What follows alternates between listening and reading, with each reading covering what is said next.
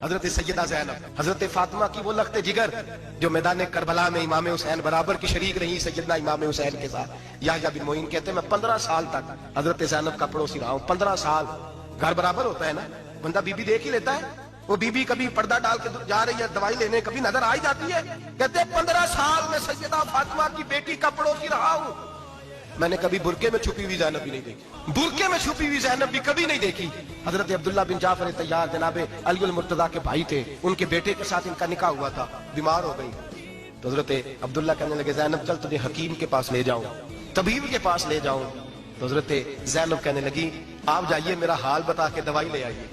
تو حضرت عبداللہ جعفر طیار کہنے لگے شریعت میں گنجائش ہے ڈاکٹر کے پاس جانے، حکیم کے پاس جانے کی گنجائش ہے تو چلتی کیوں نہیں؟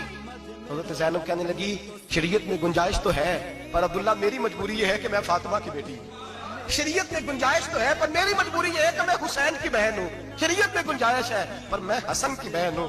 شریعت میں بڑی گنجائش ہے پر لوگ مجھے محمد عربی کی نواسی کہتے ہیں۔ گنجائش تو ہے پر میں نہیں نکل سکتی، اس لیے کہ جتنا کوئی اپنے آپ کو دین کے قریب جانتا ہے اتنا اس کے پیروں میں شریعت کی زنجیریں زیادہ ہوتی ہیں۔ تو جناب سیدنا عبداللہ کہنے لگے اگر تو پردہ کر گئی، اگر تو چلی گئی، فرمانے لگے یہ تو اللہ کی مشیت ہے، اور اگر میں چلی گئی تو میں اپنی ماں سے جا کے کہوں گی کہ اماں ساری تکلیفیں میں نے چھاتی پہ برداشت کی ہیں پر میں نے تیرے پردے پر آنچ نہیں آنے دی۔